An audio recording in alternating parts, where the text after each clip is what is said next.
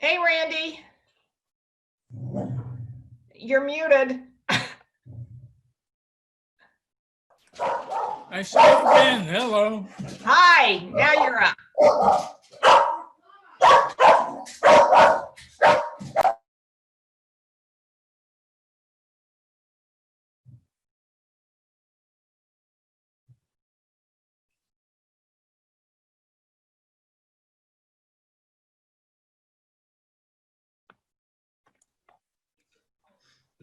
Paloma has quieted down now.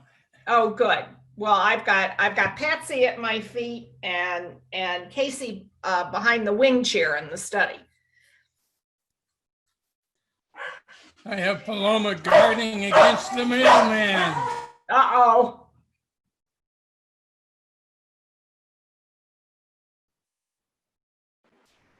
Good morning, Connie. Good morning, Diane. I have a Wheaton friend from Santa Barbara online, Randy Graves.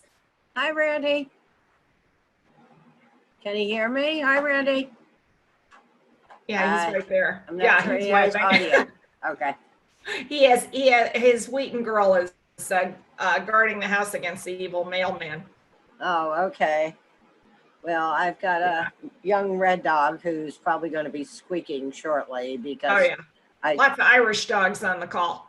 Yes, well, not my oldest girl, but my middle girl came in season 2 days ago. So we're having all kinds of hubbub here because my boy is out with me right now, as is the Dachshund boys. But the other Irish girl, the boys now think she's the one in season, even though she's not.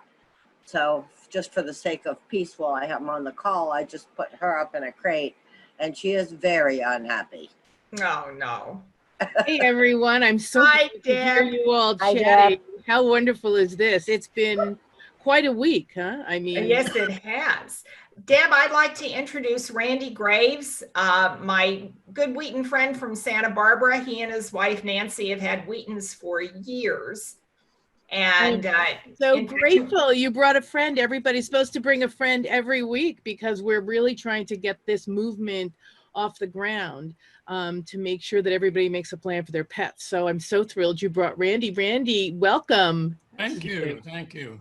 And tell us a little bit about yourself, Randy. So you have Wheatons, which are good, Irish dogs. They're all Irish dogs on this. Well, we've had Wheaton since 1990.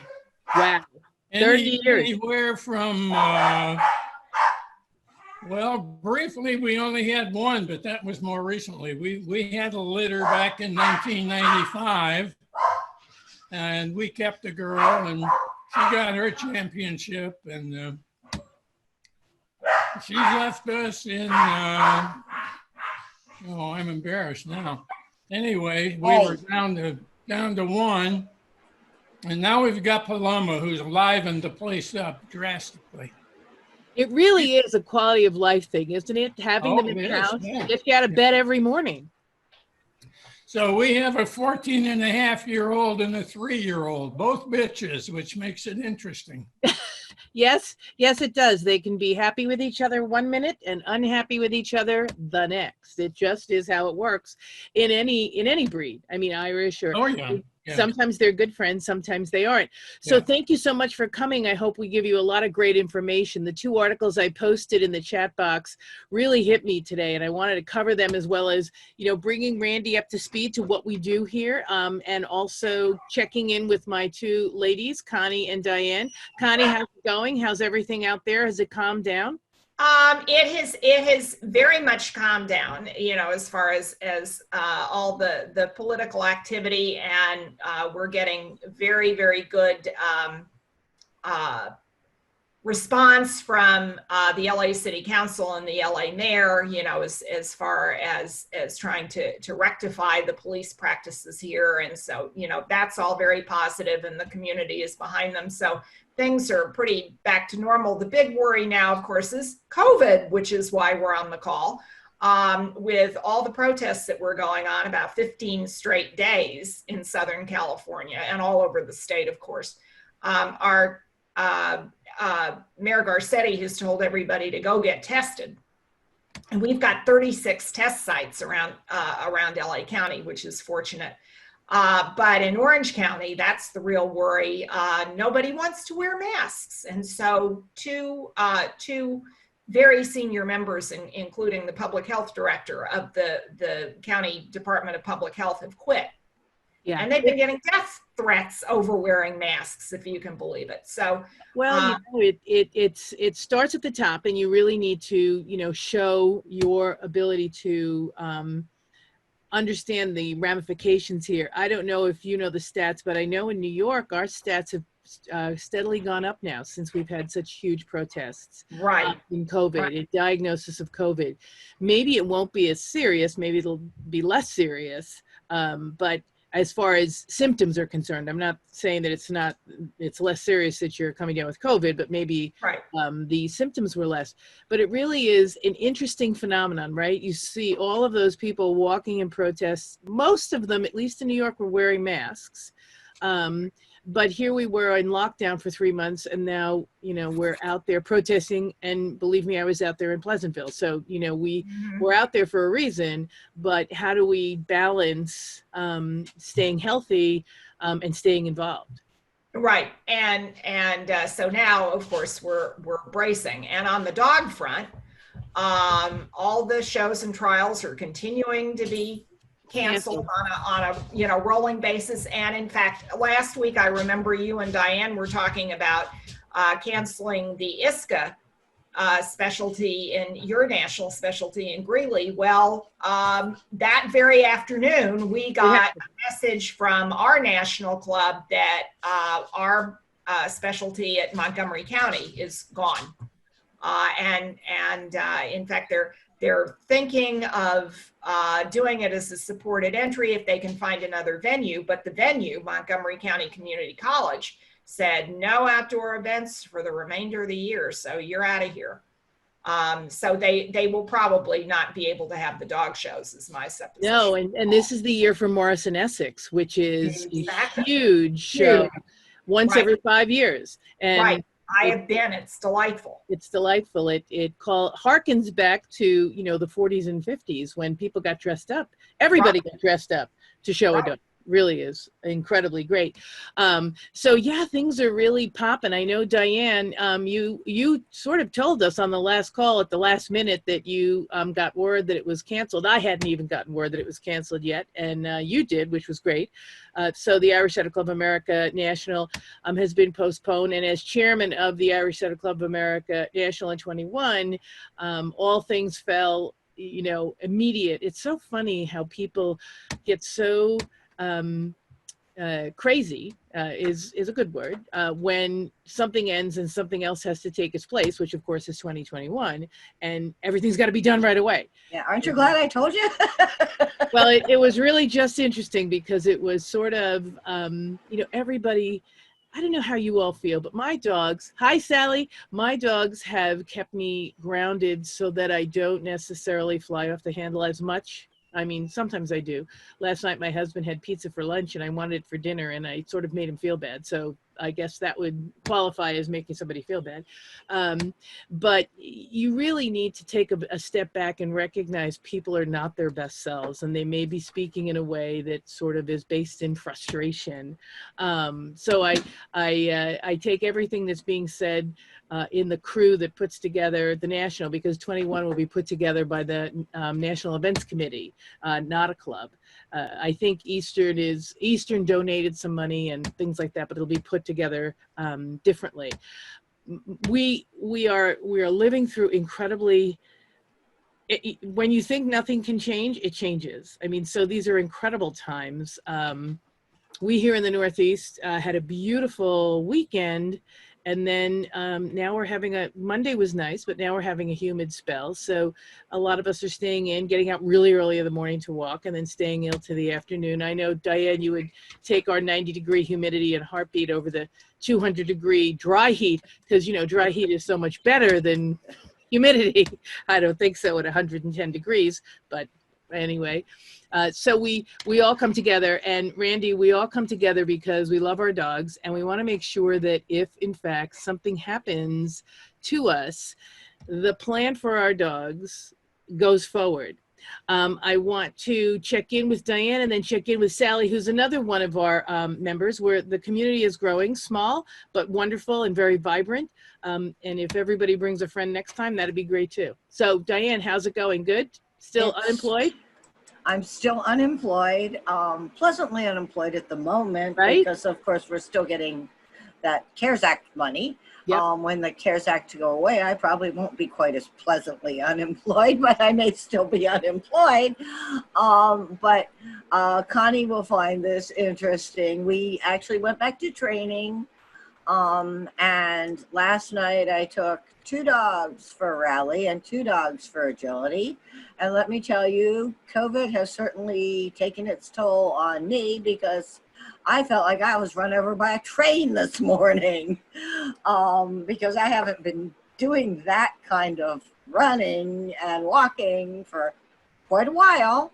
But everybody slept well last night, both dogs and me. And I have learned, Connie, that it would be extremely helpful if red dogs could learn to read.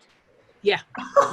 Because then you wouldn't have to tell them where to go. They could read 1, 2, 3. Well, 4. and because I personally, as a longtime obedience person, not rally person, right, I am used to walking briskly, walking fluidly, and I find it's making me very choppy to have to read the signs along the doggone way. If the dog could just direct me, it would help immensely. Or the judge just tell you, okay, now you have to go here. Left turn, right turn. The judge tells you, right? Oh my gosh, yeah, yes. if you blow by a sign, you've lost 10 points there. Oh yes, right? And I did. I missed a sign last night. And I also found out that my older of the 2 dogs that I had with me looked at me like I had lost my mind, because he was like, this is not healing. What the hell are we doing? Yeah. And he was hanging back going, what is wrong with my mother? So it was very entertaining. And I also actually had a mask experience with that, since you all were talking about masks. Right. And as Arizona's numbers are steadily climbing, because they too have had many protests, because the person I trained with had said the week before, he had put in writing, everybody had to mask. So I mask everywhere anyway. I'm a nurse. I mask everywhere. And I get there and like 50% of the class is wearing masks and the other 50% is not. And it's not my house, not my game. So I'm like, okay. So this one lady who I did not know, I know most of the people, but I'm new to the rally class. I did not know her. She had a very lovely Labrador, and the Labrador came right up to me and she said to me, you know, this dog doesn't normally go up to people. She must really like you. And I don't know why, but she doesn't normally approach people. And I'm like, well, most dogs like me. I'm a dog person. And she wasn't wearing a mask. And I said, you know, I don't mind petting your dog because we have a bottle of hand sanitizer sitting right over there. But I do mind you being within 6 feet of me without your mask. Yeah. And she kind of looked at me and I said, you know, I've never met a dog I don't like, but I have met a hell of a lot of people I don't particularly care for. And one of the things I don't care for is people who are A, non-compliant with recommendations for health, and B, disrespectful of other people's space. Right. And that's going to be the common theme and thread now, because we have to learn language that assists us in helping people help us stay safe. Well, and we don't want to not go out and participate because people aren't wearing masks. But we do need to say something, and hopefully in a way that doesn't offend them, but either keeps them 6 feet away, which is fine, or has them wear a mask. Yeah, and so she kind of stepped back and she put the 6 foot lead between me and her dog, you know, and then I petted her dog because Ken has a bottle of hand sanitizer sitting right on the edge of the training field.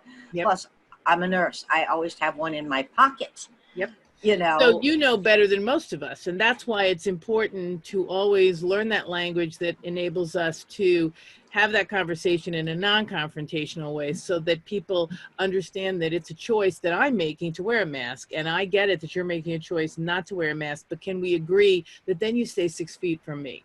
Because, you know, that would just make me feel more comfortable. And most people don't have an issue with that. So I'm so glad you brought that up, Diane. Sally, let me just pop to Sally, Diane, for a minute. Sally, how are you? We've missed you.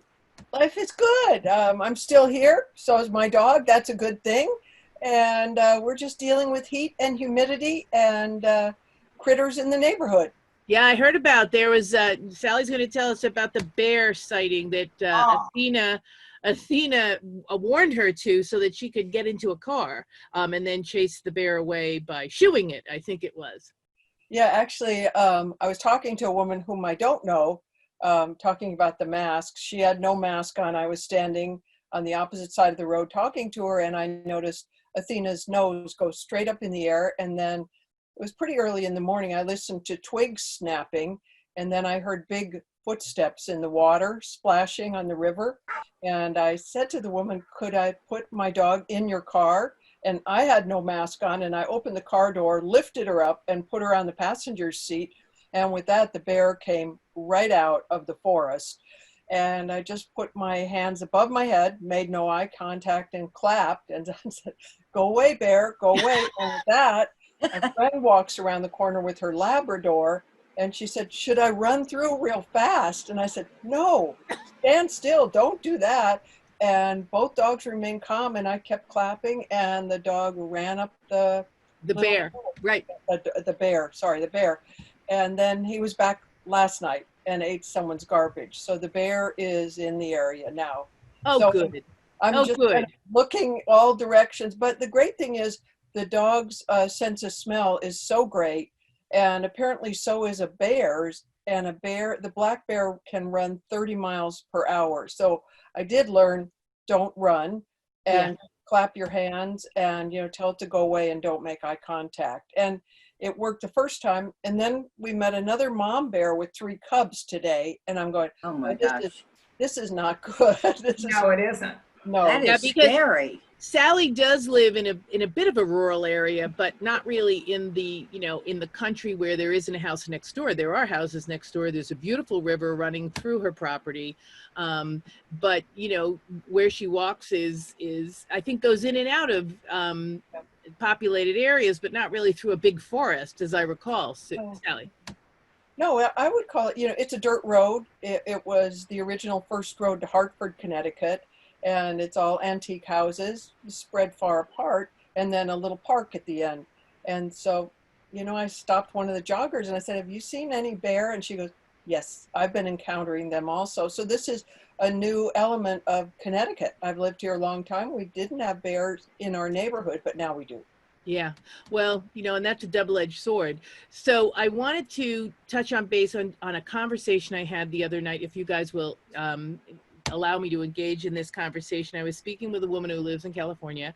She has this, you know, neat little handle that she puts on small dogs so older people can lift it up, which is a great product if it's geometrically or orthopedically correct. I told her she really needs to have a vet or someone endorse it so that they know it's correct.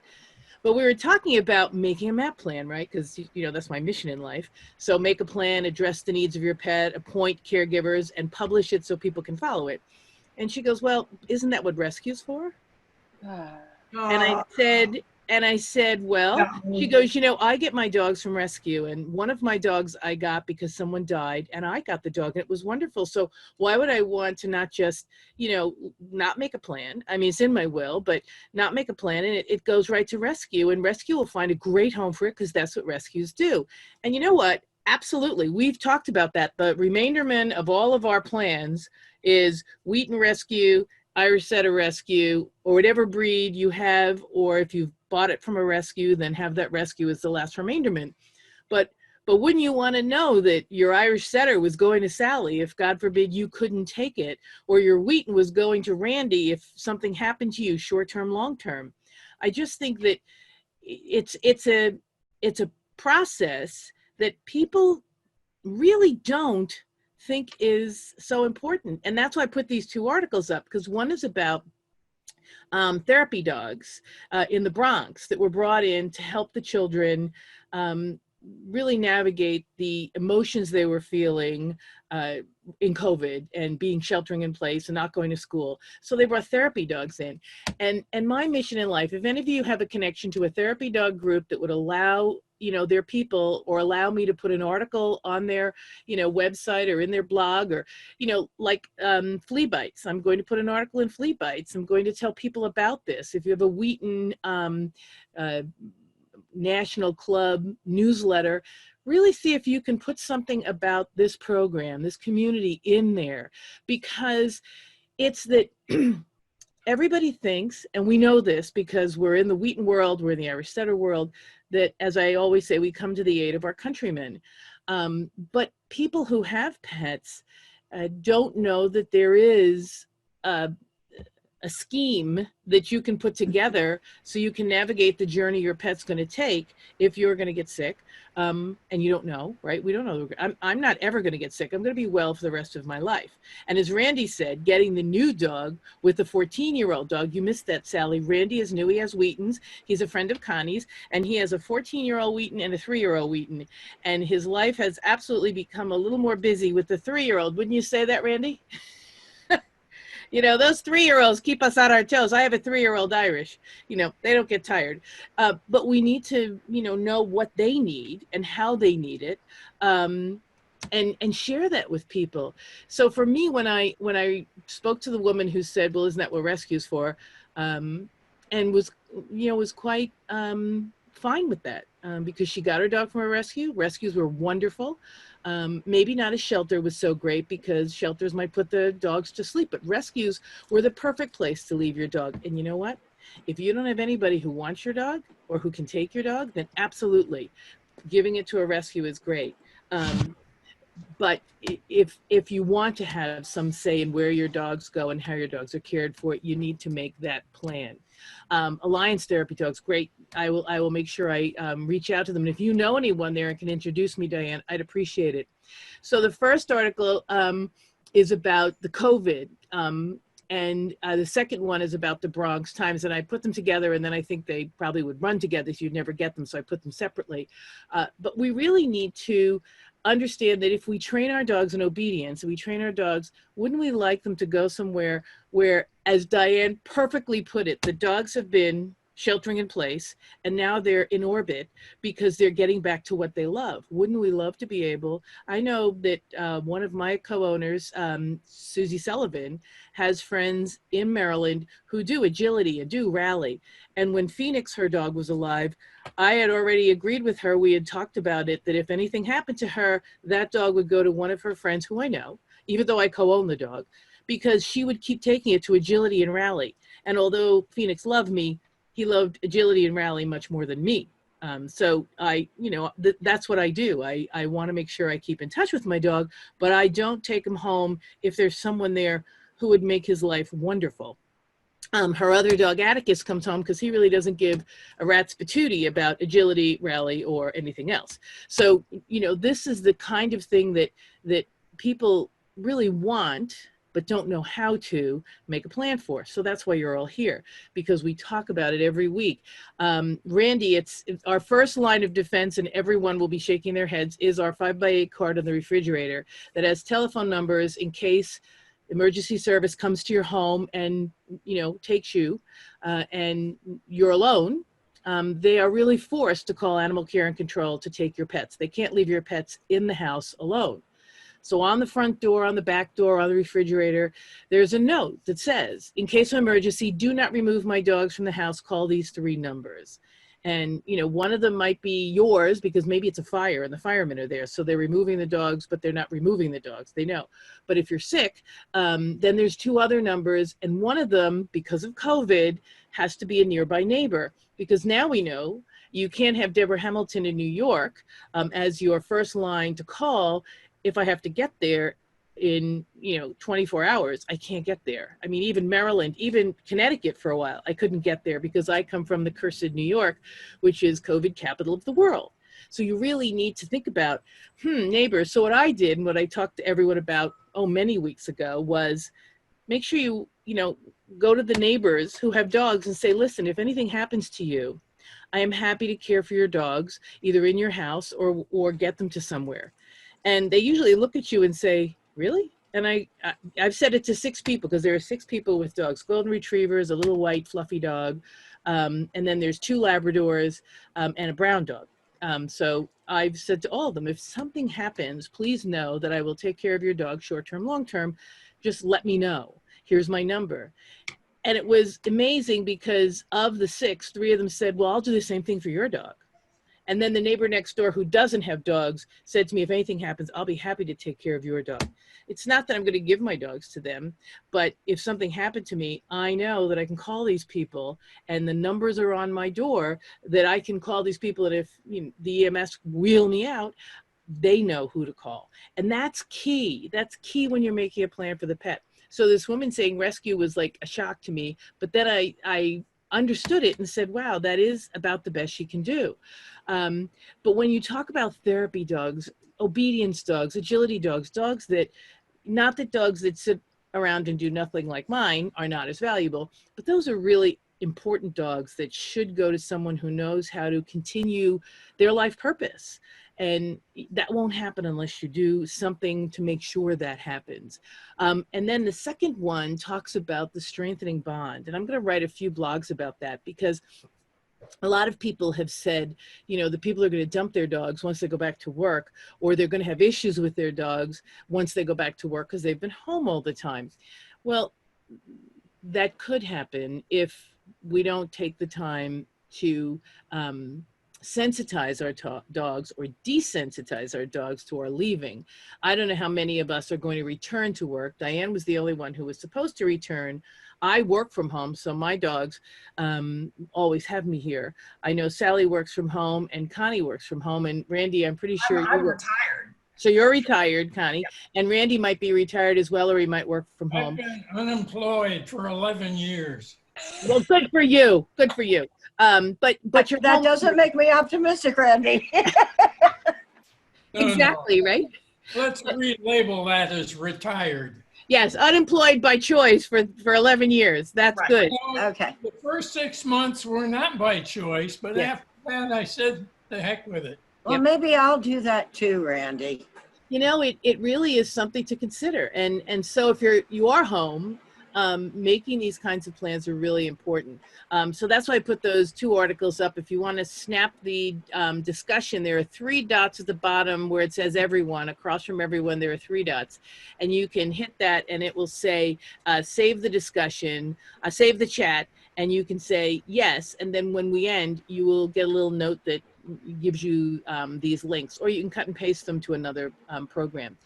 But I wanted to talk about that part about if your dog is trained to do something, you need to really find someone to take them who can keep them busy. Because how many of you, because I know Connie does it, Randy, I'm not sure you do it. I know Sally takes Athena for very long walks, and Diane, you train your dogs. How happy would your dogs be not being in a home that was agility, rally, or long walk friendly? Connie, why don't we start with you? They wouldn't be happy at all. I mean, I even started with my little one, who's 14 months old, almost 15 months. Oh my God.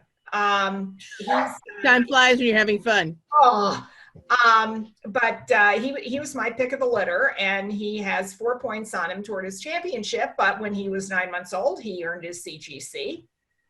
And then 11 months old, his trick dog, and then we shut down. But our rally team has started up again. And by the way, Diane, if your organizer or your instructor enforces the strict laws about masks and social distancing and everything, then everybody has to comply, because we're doing that. And if she needs language, Diane, to do that in a peaceful way, have her call me. I'll be happy to give her some. Exactly. But we set out the very strict rules. Masks, stay by your car until it's your time on the course, 1 person on the course at a time, period. And it's working beautifully. At any rate, no, I mean, all my dogs, and my middle one, Patsy, who's been retired from the ring for 2 years now, is working on a rally intermediate, my little one is probably going to do his virtual rally novice online now that we can do that with AKC. And my 10-year-old, who's a certified therapy dog with a group here in Southern California, reads normally in LA City and county libraries with kids. And we shot a video that, that is being hosted online for kids stuck at home for, reading. Yep. So yeah, my dogs are incredibly active, even though they've all been conformation dogs. And it's so interesting because so many people now are sharing their dogs online, like the dogs will be laying there, and kids are reading to the dogs because they can't get there. So they're still doing the read, but they're doing it virtually, and the kids are actually loving it. The dog is sitting there looking at them through the camera, which is great. Diane, I know your dogs are really busy, and you shared with us going back to, rally, I think you said, in agility, and they were ready, but you might not have been. Like, I know I'm not as conscientious about my exercise. I do walk, but I know my butt is getting weaker because I'm not doing my leg lifts and rubber band stuff and all that crap. But, absolutely, we'd want them to find someone who keeps their brains busy. Irish setters who don't have their brains busy are a very dangerous breed to have. Agreed. But I mean, and I'm very fortunate with the group of dogs I have right now. And I don't know if any of you deal with Border Collie people a lot, but I deal with Border Collie people a lot because I participate in agility.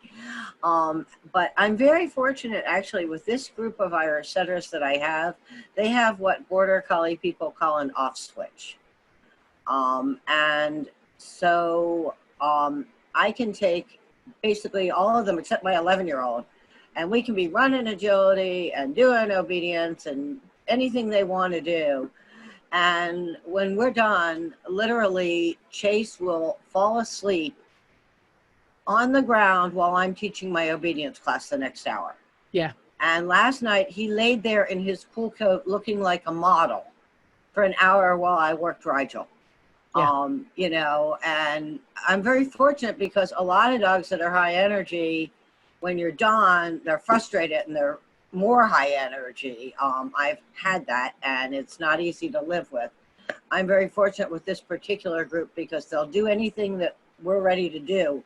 But then when they're done, they're like totally laid back house dogs. So that's the part of address the needs of the dog that you would put in. I've had dogs that don't shut off, don't have an off switch, but these do. And so they could go somewhere where they might not need to be in an agility or a rally home, which is great. Sally, how about you? Well, I was actually just thinking about Diane because with the heat in Arizona, I wonder if when someone's in the ring and when they're exerting energy, if they could remove their mask for that period and then put their mask back on when they're in a more relaxed state, because it's difficult to breathe and to run around with your dog when you're wearing a mask. It's hot and your glasses steam up. Okay, well, it is, but it isn't. I mean, and part of that may be because I've worn masks most of my career in isolation rooms for 6-8 hours at a stretch. So maybe it doesn't bother me. And I will say when you're running a long agility course, it does get warm. But when you're the only one on the course, you can drop your mask. Right. So that's a great compromise. So, I mean, that it certainly can work that way. With my young dog, I don't have any problem. What I found with my older dog, who's more used to my voice and hearing my voice clearly, and I'm giving commands from more of a distance, I did drop my mask running him, but I ran my young dog wearing my mask. Yeah, yeah. And it's a choice. You can wear the mask or not wear the mask, but when you're outside the ring, make sure you wear the mask, which would be great. And Randy, how about you? I know the older dog, the 13-year-old or 14-year-old, did you say, how old was the older one? 14 and a half. God bless her. Look at her. She's probably the one running down the stairs behind you. She's asleep in her own room. Yes, away from the 3-year-old. Oh, yeah. But they coexist peacefully now. It wasn't always that way. Yeah, I know. I have a little coexistent issue sometimes with my 10-year-old. She'll be 10 in July, so she's almost 10, and my 3-year-old. Sometimes they're wrestling alligator mouths, and they're fun. Okay. Yeah. So I want to leave you guys because this half hour just runs so quickly, but I want to leave you guys with these 3 articles, but also I want to remind all of you to have your signs up. And for Randy, the signs we put up are 5x8 cards with numbers on them. And we not only put them up on our windows of our home, so that if a fireman comes in or EMT come in, if God forbid something happens to you, they can see them. But we also put them in our cars where people can find them. So maybe when you're using the car, tape it onto the dashboard or have Velcro. Because if, God forbid, you're involved in an accident, the dogs are home, or maybe the dogs are in the back, and you certainly don't want them to go to animal care and control. And if you have that information right there, if it's in your wallet in a card, I had sent Diane some cards I'm happy to share with anyone if they just send me their address. They have to look for it. And the mission of my MAP plan, navigating the journey your pet takes when you can't care for it, is that nobody has to look for the next step for my pet. It's right there. The people who you're going to call, I already shared my plan with, so they know what the next steps are. Because, as I said, none of my neighbors are going to get my dogs long term, but they are going to help me immediately by not having animal care and control take my dogs, which is key. Because they spay and alter them sometimes. We have dogs all around us, but we haven't discussed this, but we should. Yeah, we'll have everyone come next Wednesday at 12, because I'm going to do this until all of you tell me enough, Deborah. I'm never going to come back. I'm going to leave you with this note. Today I got a call from a woman who sold a puppy on limited registration with a contract, but with no written first right of refusal. And so the dog was given by the husband of the owner, because the owner died, and the husband of the owner gave, and this is like the 3rd time I've heard this story, so this is not an uncommon story. The dog was given by the husband of the owner to a rescue, a breed rescue, but not a breed rescue affiliated with the breed, just a breed rescue. And now she can't get this dog back. She's the breeder. She wants it back. And she can't get it back. She didn't retain a right by virtue of co-ownership or by a contractual term that requires you to ask her before you give it away. And so she's really in a bad spot. And right now it's in a new home. And the rescue that took it has sent her a cease and desist letter, which is terrible. It makes you feel terrible when they write those letters. But she really just wants to establish a relationship with that next owner. So if something happens to the dog, she can get the dog. Not that, this owner isn't a great owner. It might be a great owner. But, she wants to establish a relationship. And remind me next time, everybody's on notice, to have me tell you about my dog that was given away and how I had to go to court to get it back and then give it back to the person it was given to because of miscommunication and defensiveness. So until next Wednesday, guys, kiss your dogs for me. Make sure you have your plan, together, published. Make sure you talk to people about it. And for you, Randy, I hope you come back next week with a friend as well, because there's no selling here. I don't sell. If you'd like to go to my website, Hamilton Law Mediation, and read about the MAP plan, you're more than welcome to do that. But I really just want to start a movement that has us all create that journey our pet's going to take if something happens to us. So I love you all. Thank you so much for being here. Any last words, guys? Thank you. You're very welcome, Randy. How about you, Connie? I'm good. Everybody stay cool. It is boiling hot here in LA. And Diane, you're probably going to get our heat wave in Arizona. It's headed your way. It's already going to be 110 today, so it can't get much worse. I can tell you both I'm not retiring to either of those places, but I digress. Sally? Stay healthy. Yeah, well, the humidity is not so great either where we are, Sally. So we're living large in the air conditioning. But guys, keep your bears there, Sally. Yeah, really, keep the bears. But you guys take care. Hopefully I'll see you next week. And until then, make sure you have your form on the refrigerator and on the door. Love you all. Bye. Bye.